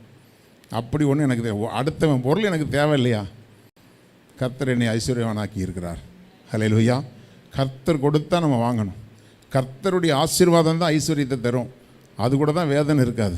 மற்ற எல்லாத்துலேயும் வேதனை வந்துடும். குறுக்கு வழி ஆசீர்வாதங்கள் ஒருபோதும் நமக்கு ஆசீர்வாதமாக இருக்காது. அதில் ஆபிரகாம் ஏன் அந்த வைராக்கியம்? எனக்கு கொஞ்சம் ஆள் இருந்தாலும் என்னை பெரியவனாக்குகிறவர் என் தேவன் என்னோடு கூட இருக்கிறார். அதுதான் உங்களுடைய பிதாக்கள் அவரிடத்தில் நம்பிக்கை வைத்தார்கள். நம்பின அவர்களை தேவன் விடுவித்தார். அந்த வைராக்கியமான ஒரு அன்பும் நம்பிக்கையும் தான் நம்முடைய பிதாக்களை நடத்தி கொண்டு வந்தது. ஆபிரகாமின் தேவனும், ஈசாக்கின் தேவனும், யாக்கோபின் தேவனும். எனக்கு அது ரொம்ப பிடிச்ச ஒரு காரியம் என்னென்னா, தேவன் ஆபிரகாமின் தேவன், ஈசாக்கின் தேவன், யாக்கோபின் தேவன் என்று சொல்லிக் கொள்ளுகிறதுல வெட்கப்படலையாம். அந்த வசனத்தை என்னைக்காவது தியானித்து பார்த்துருக்கீங்களா? அதாவது இப்போ நம்ம பிரதமர் மோடி இருக்கிறார், அல்லது இன்னும் அந்த லெவலில் இருக்கக்கூடிய ஆட்கள் இருக்கிறாங்க. நான் இந்த ராஜ பரம்பரையில் பிறந்தவன், இந்த குடும்பத்தில் பிறந்தவன், இவ்வளோ பெரிய பணக்கார குடும்பத்தில் பிறந்தவன் சொல்லிக்கிறதுல சந்தோஷப்படலாம். ரோட்டில் ஒருத்தர் பிச்சை எடுத்துகிட்டு இருக்கிறாரு. இப்போ பிரதமர் மோடி இவர் என்னுடைய தாய் மாமா, இவருடைய மருமகனாகிய நான் அப்படின்னு தன்னை அறிமுகப்படுத்துவாரா? பிச்சைக்காரர் வேணால் சொல்லலாம், பிரதமர் மோடிக்கு நான் தாய்மாமான்னு சொல்லலாம். ஆனால் பிரதமர் மோடி இவரை தாய்மாமான்னு சொல்லிக்கிறதுக்கு பெருமைப்படுவாரா? பெருமைப்பட மாட்டார். அதே போல் சர்வ வல்லமையுள்ள தேவன் அவர். சர்வ வல்லமையுள்ள தேவன் ஒரு மனுஷனை பார்த்து மனுஷனை சொல்லி அறிமுகமாகிறார், நம்மகிட்ட இன்ட்ரோடியூஸ் ஆகிறாரு. நான் ஆபிரகாமின் தேவன். ஆபிரகாம் குறைவுள்ளவன், சாதாரண உலக மனுஷன். அவர் சர்வ வல்லமையுள்ள தேவன். ஆபிரகாமிட்ட வரும்போது மட்டும்தான் நான் சர்வ வல்லமையுள்ள தேவன் இன்ட்ரோடியூஸ் ஆனார். ஹல்லேலூயா. ஆனால் மற்றவங்ககிட்ட போகும்போதெல்லாம் சொன்னார், நான் ஆபிரகாமின் தேவன். ஏன்னா ஆபிரகாம் தேவன் சொல்லிக்கிறதுல அவருக்கு ஒரு பெருமை இருந்துச்சுங்க. ஏன்னா என் மேலே அவன் வச்சிருந்த அன்பு அந்த மாதிரி. ஹல்லேலூயா. தாவீதின் தேவன் என்று வேதம் சொல்லுகிறது. தானியேலின் தேவனே தேவன் என்று வேதம் சொல்லுகிறது. இவர்கள் எல்லாம் நம்முடைய பிதாக்கள் அவரிடத்தில் நம்பிக்கை வைத்தார்கள். அவர்களுடைய தேவன் என்று அறியப்படுகிறதுல தேவன் பெருமைப்பட்டார். சொல்ல முடியுமா, ஆண்டவர் நான் ஜீவாவுடைய தேவன் சொல்லிக்கிறதுல ஆண்டவர் சந்தோஷப்படுவாரா? ஹல்லேலூயா. நம்ம பேரை அந்த இடத்துல போட்டு பாருங்கள். நம்ம தேவன் சொல்லிக்கிறதுல அவர் பெருமைப்படுவாரா? எப்போ பெருமைப்படுவார்னா அவருக்கு கைப்படிந்தவர்களாக நம்ம இருக்கணும். ஹல்லேலூயா. அதனால் ஆண்டவர் மேலே நம்பிக்கை வச்சதுனால பொருட்கள் மேலே அவனுக்கு நம்பிக்கை இல்லை, அது மேலே அவனுக்கு பிடிப்பும் இல்லை. அதெல்லாம் நீ எடுத்துகிட்டு போ, என்ன ஆசீர்வதிக்கிற ஒரு கர்த்தர் இருக்கிறார். அல்லேலூயா. நான் ஏற்கனவே சொல்லியிருக்கிறேன், தலைமை சபையை விட்டு வெளியில் வரும்போது ஒன்றுமில்லாமல் ஒரு நிராயுதபாணியாக நான் நிற்கும்போது ஒரு தம்பி, என்னை ரொம்ப நேசிக்கிற ஒரு தம்பி சொல்கிறாரு, அண்ணே அமெரிக்காவில் ஒரு சபைக்கு பாஸ்டர் தேவைப்படுதுண்ணே, அது இந்த மாதிரி ஒரு சபை, கொஞ்சம் உபதேசத்தில் கொஞ்சம் அட்ஜஸ்ட் பண்ணிக்கணுண்ணே, மற்றபடி மாதம் ஆனால் உங்களுக்கு லட்சக்கணக்கில் உங்களுக்கு மாத சம்பளம்னா என்ன அர்த்தம், ஊழியம் செஞ்சாலும் இல்லை செய்யலைனாலும் ஒன்றும் பிரச்சனை இல்லை, ஞாயிற்றுக்கிழமையானால் முன்னாடி போய் ஒரு ஷோ காட்டிட்டு போனால் போதும், வேறு ஒன்றுமே பண்ண வேண்டிய அவசியம் இல்லை, மாதம் ஆனால் வருமானம் வரும். இங்கே வீட்டில் 100 ரூபாய்க்கு கூட வழி இல்லை. அப்போது அந்த தம்பிகிட்ட நான் ஒரே ஒரு வார்த்தை சொன்னேன், தம்பி சத்தியத்தை விற்க முடியாது தம்பி, அல்லேலூயா, சத்தியத்தை வாங்கு அதை விற்காதே என்று வேதம் சொல்லுகிறது. பணத்துக்காக சத்தியத்தை விற்க முடியாது. கர்த்தர் என்னை வைத்திருக்கிற இடத்துல நான் நிலை கொண்டிருப்பேன். ஒரு நல்ல ரொம்ப நேசிக்கிற ஒரு ஐயா, டேனியல் மோசஸ்ன்னு சொல்லி, அவர் இப்போ இருக்கிறாரான்னு எனக்கு தெரில, அவர்கிட்ட சில நாட்கள் நான் ஊழியம் செய்ய வேண்டிய சூழ்நிலை இருந்தது. நான் வெளியில் வந்து அவர்கிட்ட சில காரியங்கள் நான் அவருக்கு உதவி செய்யக்கூடிய சூழ்நிலை இருந்தது. நான் போய் அவர் கூப்பிட்டார், என்ன இந்த இடத்துல போய் நீங்கள் வந்து ஊழியம் செய்யுங்க, அங்கே நாங்கள் சபையை ரெடியாக கட்டி வச்சுருக்கிறோம், மாதம் ஆனால் உங்களுக்கு ஒரு அமௌண்ட்டு கொடுத்துட்றோம், நீங்கள் அந்த சபையை நடத்துங்க ஐயா அப்படின்னாரு. நான் சொன்னேன், கர்த்தர் எனக்கு இங்கே தரிசனம் கொடுத்துருக்குறாரு ஐயா, அங்கே வர முடியாது. அப்போ அவர்கிட்ட நான் சொன்னேன், அவருடைய கொஞ்சம் எடிட்டிங் ஒர்க்லாம் இருக்குது, டிஜிஎஸ் தினகரன் ஐயாவுடைய ரொம்ப க்ளோஸ் ஃப்ரெண்டு அவர். அப்போ அவருக்கு கூப்பிட்டாரு, மாதம் 35,000 சம்பளம் கொடுக்குறேன், எனக்கு எடிட்டிங் ஒர்க்காவது பண்ணி கொடுங்கன்னாரு. நான் சொன்னேன், வாரத்துக்கு 2 நாள் வந்து நான் உதவி செய்கிறேன் உங்களுக்கு, 2 நாள் தான் என்னால் வர முடியும், அதுவும் நான் 10 மணிக்கு வருவேன், 4 மணிக்கு கிளம்பிடுவேன். இப்படி யாராவது கண்டிஷன் போட்டு வேலைக்கு போவாங்களா? வாரத்துக்கு 2 நாள், 10 மணிக்கு வருவேன், 4 மணிக்கு அங்கேருந்து கிளம்பிடுவேன், என் பிள்ளைங்களை ஸ்கூல்லேருந்து கூப்பிடணும், அப்படி வருவேன். அதுக்கு உங்களால் முடிஞ்சால் உதவி செய்யுங்க, இல்லைனா நான் ஃப்ரீயாகவே பண்ணி கொடுக்குறேன், கர்த்தருடைய ஊழியம் தானே அப்படின்னு நான் சொன்னேன். அப்போது அந்த 2 நாள் 4 மணி நேரம் வேலை செய்கிறதுக்கு எனக்கு கிட்டத்தட்ட 8,000 சம்பளம் கொடுத்தாரு. வரும்போது அப்புறம் எக்ஸ்ட்ராவும் எனக்கு கொடுத்தேன். அப்புறம் கொஞ்ச நாள் பார்த்தேன், அதுக்கப்புறம் எனக்கு என்னுடைய ஊழியத்துக்கு அது இடைஞ்சலாக இருக்குன்னு. வருமானத்துக்கு நிறையா வழிகள் இருக்குதுங்க, புரியுதா? அதையெல்லாம் தாண்டி தேவன் தான் என்னை நடத்தணுங்கிற ஒரு வைராக்கியத்துக்குள்ளே நீங்கள் இருக்கும்போது தான் கர்த்தருடைய அற்புதத்தை நீங்கள் பார்க்க முடியும். ஹல்லேலூயா, கர்த்தருக்கு மகிமை உண்டாகட்டும். சரி, அப்புறம் இன்னொரு பகுதியை நம்ம பார்க்கலாம். மணி என்ன இப்போது? 10 நிமிஷத்துக்குள்ளே பார்க்கறதுக்கு ஒரு வேத பகுதியை நாம் திருப்பி பார்ப்போம். ஆதியாகமத்தின் புஸ்தகம் 28வது அதிகாரத்தில் 10 வாசிமா.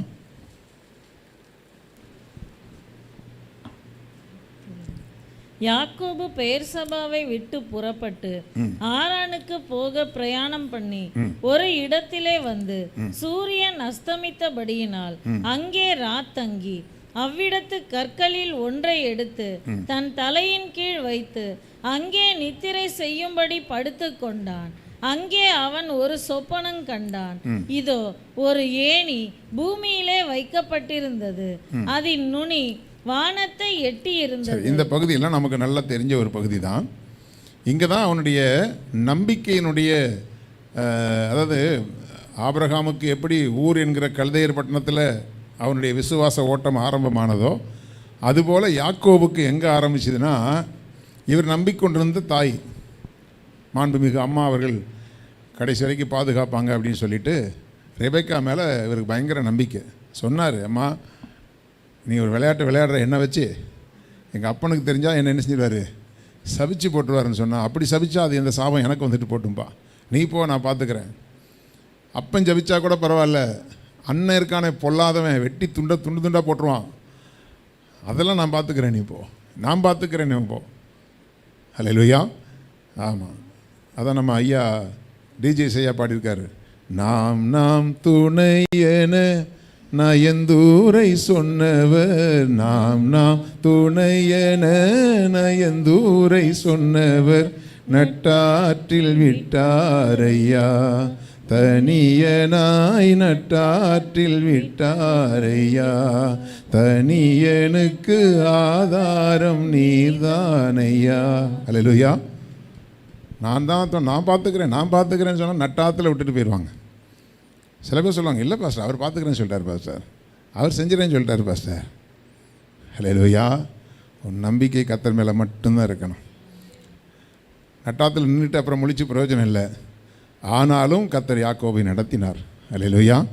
அப்போது தன் தாய் செஞ்சிருவாங்க, தாய் பார்த்துக்குவாங்கன்னு சொல்லிட்டு இத்தனைக்கும் தகப்பன் ஆசீர்வாதத்தெல்லாம் வாங்கிட்டு வந்திருக்காரு.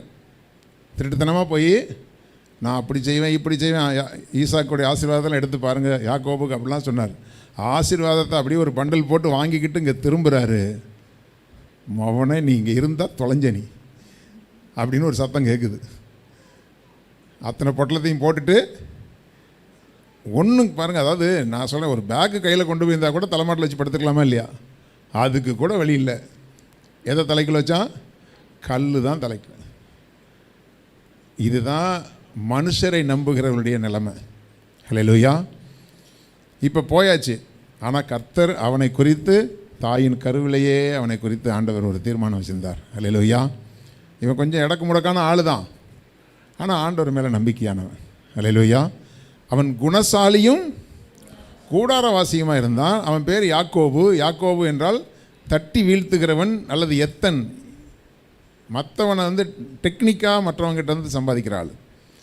அப்படியாப்பட்ட ஒரு ஆள். ஆனால் நல்ல குணசாலி. அம்மா கிட்ட ரொம்ப பாசமாக இருப்பார். வீட்டு வேலையெல்லாம் நல்லா கீழ்ப்படிஞ்சு எல்லாம் செய்வார், என்னைய மாதிரி. ஹல்லேலூயா. ஆமாம், எல்லாம் இருக்கும். ஆனால் இவர் கழுவுற மீனில் நழுவுற மீன். இவர் டெக்னிக்கெல்லாம் யூஸ் பண்ணி பார்த்தாரு, தொலைஞ்சாண்டான்னு முடிவு பண்ணிட்டான். இப்போ கொண்டு போய் காட்டில் கொண்டு விட்டாச்சு. இருட்டி போச்சு. இருட்டி போய் அங்கே போய் படுத்திருக்கிறாரு. முதல் முறையாக உம்மை தவிர யாரும் இல்லையேன்னு பாட்டு அன்னைக்கு தான் பாடியிருப்பார். அது வரைக்கும் எங்கள் அப்பா இருக்கிறாரு, எங்கள் அம்மா இருக்காங்க, ஆஸ்தி இருக்குது, அந்தஸ்து இருக்குது, சொத்து இருக்குது, சுகம் இருக்குது. அப்படி தானே பெயர் சபாவில் அவர் போகும்போதே அவர் நல்லா வசதி ஆகிட்டார் ஈசாக்கு. அதுக்கப்புறம் நல்லா செல்வ செழிப்பாக தான் வாழ்ந்துட்டுருக்குறாங்க. இப்போது எல்லாம் அது இருக்குது இது இருக்குதுலாம் காட்டி இப்போ போய் அங்கே போய் பார்த்தா தலைக்குள்ளே வைக்கிறதுக்கு தலையின கூட கிடையாது. நமக்கு சில நேரத்தில் இந்த கைவிடப்பட்ட சூழ்நிலையில் தாங்க கர்த்தருடைய அருமை என்னன்னே தெரியும். ஹல்லேலூயா. அது வரைக்கும் நமக்கு ஒன்றுமே தெரியாது. அதனால தான் சொல்கிறேன், இருக்கும்போதே ஒழுங்காக இருந்துருங்கிறேன். ஹல்லேலூயா. எல்லாம் நல்லா சாதகமாக இருக்கும்போதே நம்ம ஆண்டவருக்கு கீழ்ப்படிஞ்சு இருந்துட்டோன்னா உள்ளதும் போகாது.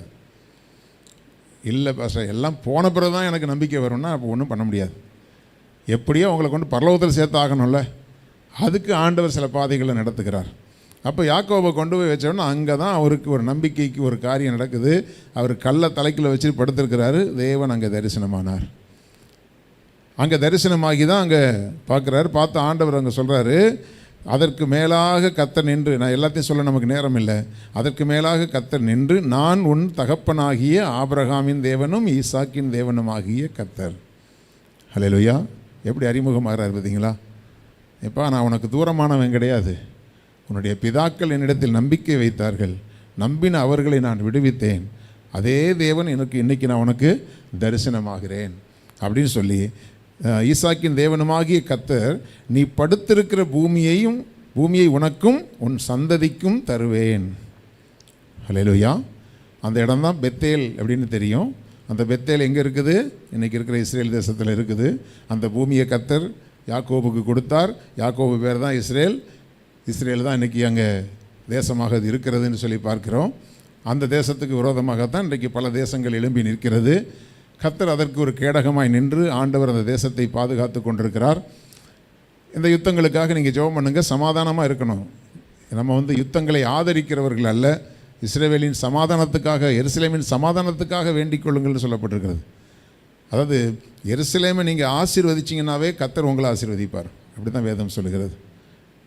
எருசலேமுடைய அந்த சுகவாழ்வை நீங்கள் விரும்பினீங்கன்னா, அதாவது எங்களுடைய தலைமை சபையில் இந்த ஒரு காரியமும் சொல்லுவாங்க, எல்லாம் ஜெபிச்சு முடிக்கும்போது, ஆண்டவரே நாங்கள் எருசலேமை ஆசீர்வதிக்கிறோம், எங்களுடைய யூத சகோதரர்களை நாங்கள் ஆசீர்வதிக்கிறோம் என்று சொல்லி எங்களுடைய தலைமை போதகர் முடிப்பார். எருசலேமை ஆசீர்வதித்தாலே உங்களுக்கு ஒரு சமாதானம் உண்டு. ஹல்லேலூயா. அப்படிப்பட்டதான ஒரு தேசத்தை உருவாக்கக்கூடிய அளவுக்கு தேச பிதாவாக யாக்கோபை தேவன் கொண்டு போய், நீ போகிற இடத்திலெல்லாம் உன்னை காத்து இந்த தேசத்துக்கு உன்னை திரும்பி வர பண்ணுவேன். அன்னைக்கு அந்த இடத்துல படுத்திருந்தான். ஆண்டவர் ஆரானுக்கு அனுப்பி விட்டார். போயாச்சு. போய் அங்கே போய் இருந்து கர்த்தர் சில காரியங்களை கடந்து 2 பரிவாரங்கள் வந்தது. அதனால தான் நான் முதல் ஆராதனையிலே சொன்னேன், முதல்ல ஒன்றும் இல்லாமல் இருக்கும்போது ஆண்டவரே இந்த இடம் உமக்கு வீடாகும் என்று சொல்லி அதற்கு பெத்தேல் என்று பேர் வைத்தான்.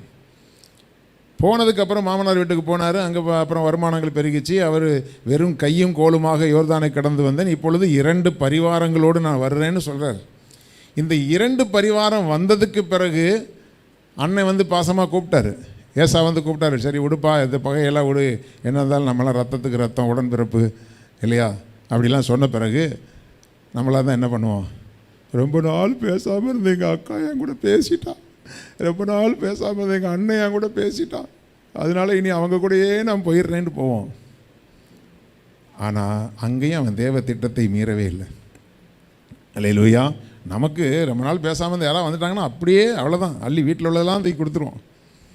அது வந்ததே அதுக்கு தான் வந்துச்சு, தூக்கி கொடுத்தோன்னா வாங்கிட்டு அது பாட்டுக்கு போயிடும். ரொம்ப எமோஷன் ஆகாதீங்க, மனுஷ அன்பில் ரொம்ப எமோஷன் ஆகாதீங்க.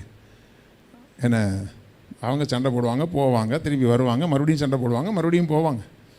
நீங்கள் முதல்ல பேலன்ஸ்டாக இருங்க, பாரபட்சம் இல்லாமல் நேசிங்க, உங்களால் முடிஞ்சால் உதவிகளை செய்யுங்க, அன்பு காட்டுங்க. அதுக்காக உள்ளதெல்லாம் அள்ளி தூக்கி கொடுத்துட்டு அவங்கள தெருவில் பிச்சை எடுக்க ஆண்டவர் விட மாட்டார். எல்லாத்தையும் யோசித்து நிதானித்து ஒவ்வொரு காரியத்தை செய்யணும். அப்போ யாக்கோபு வந்து அந்த மாதிரி நிதானமாக அவன் என்று சொல்கிறான், நீங்கள் போ, என்கிட்ட கரவல் ஆடுகள் இருக்குது, நான் மெதுவாக நடத்தி கொண்டு வரமாட்டேன்னு சொன்னால் ஏன்டா வரமாட்டேங்கிறேன்னு. ஏன்னா அவன் ரவுடி பைய, இவ்வளோ அன்பாக கூப்பிட்டு உன்னை மன்னிச்சு விட்டதுக்கு வரமாட்டேன்னா சொல்கிற, வெட்டுங்கடான் இருப்பான். ரைட்டு போகிறேன், என்கிட்ட கரவல் ஆடுகள் இருக்குது, மெதுவாக நடத்தணும், இல்லைன்னா அது கஷ்டப்படும், நீ முன்னாடி போனால் நான் பின்னாடி வரேன் அப்படின்னு சொல்லிட்டான். ஆனால் கர்த்தர் மறுபடியும் தரிசனமாகி சொன்னார், நீ எங்கே போனோம், பெத்தேலுக்கு போ. இப்போ அந்த இடத்துக்கு போய் மறுபடியும் அந்த இடத்த தேவனுக்கு மகிமையாக அந்த இடத்துல போய் உட்காரும்போது அந்த இடத்துக்கு பேர் வைக்கிறான், ஏல் பெத்தேல் என்று பேர் வைக்கிறான். முதல்ல பெத்தேல் என்றால் தேவனுடைய வீடு, இப்பொழுது ஏல் பெத்தேல் என்றால் தேவன் வாசம் பண்ணுகிற தேவனுடைய வீடு. அல்லேலூயா. அப்போது அந்த ஸ்தலத்தை மறுபடியும் அவன் தேடி போனான். 2 பரிவாரங்கள் கிடைச்ச பிறகும் நன்றி செலுத்துறதுக்கு மறுபடியும் அங்கே போனான். ஆனால் இதுவரைக்கும் சபையில் நான் பார்த்துருக்குறேன், பிரச்சனைகளோடு வர்றவங்க அந்த பிரச்சனைக்காக ஜெபம் பண்ணி பிரச்சனை போனதுக்கு பிறகு பிரச்சனையோடு சேர்ந்து இவங்களும் போயிடுவாங்க. மறுபடியும் பிரச்சனை வந்தால் வருவார்கள். அப்போ நம்ம எதுக்கு ஜெபம் பண்ணணும்? என்ன ஜெனி, அவங்க சபைக்கு வரணும்னா நம்ம எதுக்காக ஜெபம் பண்ணணும்? ஆண்டவரே, வாரத்துக்கு 2 பிரச்சனையாவது கொடுங்க ஆண்டவரே, அப்படி தான் நம்ம ஜெபம் பண்ணணும். அல்லேலூயா. நல்லா இருக்கும்போதே கர்த்தருடைய காலை பிடிச்சிக்கோங்க. அல்லேலூயா. நீர் என்னை ஆசீர்வதித்தால் ஒழிய உம்மை விட மாட்டேன், எனக்கு வேறு போக்கிடம் புகலிடம் ஒன்றும் கிடையாது ஆண்டவரே, நீங்கள் தான். அல்லேலூயா. அப்படி அவரை பற்றி கொண்டிருப்போமானால் நம்முடைய முற்பிதாக்களுடைய நம்பிக்கை உங்களுக்குள்ளே இருக்கும். ஏன்னா எல்லாம் இருக்குது, ஆடு மாடுகள் இருக்குது, ஒட்டகங்கள் இருக்குது, வேலைக்காரர்கள் இருக்காங்க, வேலைக்காரிகள் இருக்கிறாங்க. 2 பரிவாரத்தோடு வந்தேன்னு டைலாக்லாம் பேசினான்ல, 2 பரிவாரம் சிங்கிளாக போனவனுக்கு 2 பரிவாரத்தோடு வந்திருக்கிறான். இப்போ ஒரு பிரச்சனை வந்த உடனே யாப்போக்கு நதிக்கு அந்த பக்கத்தில் எல்லாத்தையும் அக்கறைப்படுத்திட்டு இப்போ போய் நின்று போராடுறான் ஆண்டவர்கிட்ட. ராத்திரி முழுதும் போராடி ஒன்று தான் கேட்குறான், நீர் என்னை ஆசீர்வதித்தால் ஒழிய விட மாட்டேன்னுங்கிறான். என்னடா உனக்கு இப்போ ஆசீர்வாதத்துக்கு பிரச்சனை? ஆடு மாடு இருக்குது, ஒட்டகம் இருக்குது, மனைவிமார்கள் இருக்கிறாங்க, தாதிமார்கள் இருக்கிறாங்க, பிள்ளைகள் 12 கோத்திரத்துக்கு பிள்ளைகள் இருக்குது. என்ன பிரச்சனை? பணம் பிரச்சனையா? இல்லை ஆண்டவரே. ஒத்தாசை செய்ய ஆள் பிரச்சனையா? இல்லை ஆண்டவரே. ஆடு மாடு வேணுமா? இல்லை ஆண்டவரே. ஒன்று நான் அவனை ஆசீர்வதிச்சேன்னு ஒரு வார்த்தை சொல்லுங்கப்பா. அவனுக்கு அப்போ தான் தெரிஞ்சு கர்த்தருடைய ஆசீர்வாதம் தான் ஐஸ்வர்யத்தை, நம்ம டெக்னிக்காக சம்பாதிச்சதெல்லாம் நம்மளை பாதுகாக்காது. அல்லேலூயா. கர்த்தருடைய ஆசீர்வாதம். காலை கட்டி பிடிச்சிட்டு ஒன்று தான் கேட்டான், என்னை ஆசீர்வதித்தால் ஒழிய விட மாட்டேன். அப்போ உலக பிரகாரமாக அவனுக்கு எல்லா ஆசீர்வாதமும் இருந்துச்சு, தேவ பாதுகாப்பு தான் அவனுக்கு பிரச்சனையாக இருந்துச்சு. இப்போ காலை கட்டி பிடிச்சிட்டதுக்கு அப்புறம் பாருங்கள் அங்கே என்ன நடந்துச்சு பாருங்கள். லாபான் அவனுக்கு விரோதமாக வந்தான். லாபானுக்கு தரிசனமாகி ஆண்டவர் சொன்னார், யாக்கோபோட நன்மை என்று தீமை பேசினேன், அவனை தொலைச்சி விடுவேன்ட்டார். சொன்னாரா சொல்லையா? நீங்கள் ஆண்டவர், அதான் பிதாக்கள், இதெல்லாம் நமக்கு சாட்சி. நம்முடைய பிதாக்கள் அவர்கள் ஆண்டவர் மேல் நம்பிக்கை வைத்தார்கள், நம்பின அவர்களை விடுவித்தார். அன்றைக்கி ஆண்டவர் அவன் உறுதியாக பிடிக்கலைன்னா லாபானே வந்து தொலைச்சி போட்டு போயிருப்பான். எல்லாத்தையும் மொத்தமாக வாரிட்டு யாக்கோபை காலி பண்ணிட்டு 2 குமாரத்திகளையும் பிடிச்சிட்டு போயிருப்பான். அவன் பாருங்கள், அது ஒரு கல் குவியலை தான், அதை படித்து பாருங்கள். அங்கே கல் குவியலை ஏற்படுத்தி அங்கே உட்காந்து சாப்பிட்டு ஒரு உடன்படிக்கை பண்ணி, இந்த கல்லை தாண்டி நீயும் வரக்கூடாது, நானும் வரமாட்டேன், மருமகண்டாவன் அடுத்த வாட்டி உன் வீட்டுக்கு வர வேண்டாமா? யோசிச்சு பாருங்கள், 2 பொண்ணை கட்டி கொடுத்துருக்குறான், பேரம்பேத்திலாம் இருக்குது. எப்படியாப்பட்ட ஆளாக இருப்பான் பாருங்கள். சரி மருமகனே கோச்சிக்காதீங்க, ஏதோ ஒன்று நடந்து போச்சு, சரி நீங்கள் எப்போ வேணாலும் வீட்டுக்கு வந்து போய் இருங்க, இதுக்காக வராமல் இருந்துடாதீங்க, என் பிள்ளைங்களை கொண்டு காட்டி. இப்படி தானேங்க நம்ம குடும்பத்தில் தாய் தகப்பன் சொல்லுவாங்க. இவ்வளோ கேவலமான ஒரு மாமனார் எங்கேயாவது பார்த்துருப்பீங்களா? அல்லேலூயா. அதுக்கப்புறம் அவன் போகவும் இல்லை, அதுக்கப்புறம் அவன் இவங்களை பார்க்கவும் இல்லை. இப்படியாப்பட்ட காட்டு மிராண்டிகள்கிட்டருந்து கர்த்தர் விடுதலை ஆக்கினார். அல்லேலூயா. ஆமாம், அதனால தான் பிதாக்கள் உம்மிடத்தில் நம்பிக்கை வைத்தார்கள், நம்பின அவர்களை விடுவித்தீர். யாக்கோபு ஆண்டவரை விசுவாசித்தான், ஆபிரகாம் விசுவாசித்தான், ஈசாக்கு விசுவாசித்தான். அந்த ஆபிரகாமின் தேவனும் ஈசாக்கின் தேவனும் யாக்கோபின் தேவனும் நம்முடைய தேவனாக இருக்கிறார். அவரிடத்தில் நம்பிக்கை வைங்க, அவரிடத்தில் அன்பு காட்டுங்க, அவருடைய கட்டளைகளுக்கு கீழ்ப்படிங்க. அவருக்கு கைப்படிந்த பிள்ளைகளாக இருந்தீங்கன்னா இந்த தேசத்தை, இந்த உலகத்தை ஆண்டவருக்கு என்று ஆதாயப்படுத்தி கொள்ள முடியும். அல்லேலூயா. கர்த்தருக்கு மகிமை உண்டாகட்டும். அப்படியே கண்களை மூடி நாம் ஜெபிக்கலாம். அல்லேலூயா, ஹல்லேலூயா, ஹல்லேலூயா, ஹல்லேலூயா, ஹல்லேலூயா. ஆபிரகாம், ஈசாக்கு, யாக்கோபு என்கிற நம்முடைய பிதாக்கள் ஆண்டவரிடத்தில் நம்பிக்கை வைத்தார்கள், நம்பின அவர்களை ஆண்டவர் விடுவித்தார். தேவ பிள்ளையே, உனக்கு முன்பாக நிற்கிற சவால்கள் என்ன காரியம், என்ன போராட்டம்? ஹல்லேலூயா. அதில் எந்த மனுஷனை நீ நம்பிக்கொண்டிருக்கிறாய்? ஹல்லேலூயா, ஹல்லேலூயா, ஹல்லேலூயா. கர்த்தர் ஒருவரே அவனை வழி நடத்தினார்.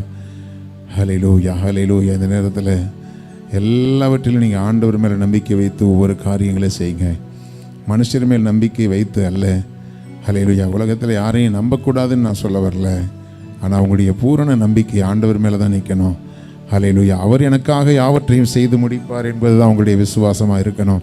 ஹல்லேலூயா, ஹல்லேலூயா, ஹல்லேலூயா, ஹல்லேலூயா, ஹல்லேலூயா. ஸ்தோத்திரம், ஸ்தோத்திரம், ஸ்தோத்திரம். யாக்கோபை போல் போகும் பாதையில் பொழுது பட்டு ராவில் ஈருள் வந்து மூடிட. அல்லேலூயா. யாக்கோபை போல் போகும் பாதையில் பொழுது பட்டு ராவில் ஈருள் வந்து மூடிட. தூக்கத்தால் நான் கல்லில் சாய்ந்து தூங்கினாலும் என் கனால். அப்படி எழுந்து நின்று பாடுவோம். கல்லில் சாய்ந்து தூங்கினாலும் என் கனாவில் நோக்கி உம்மை கேட்டு சேர்வேன். வாக்கடங்கா வல்லநாதா தேவனே, நான் உமதண்டையில் இன்னும் நெருங்கி சேர்வதே ஆவல் பூமியில். நித்திரை நின்று விழித்து காலை எழுந்து கர்த்தாவே நான்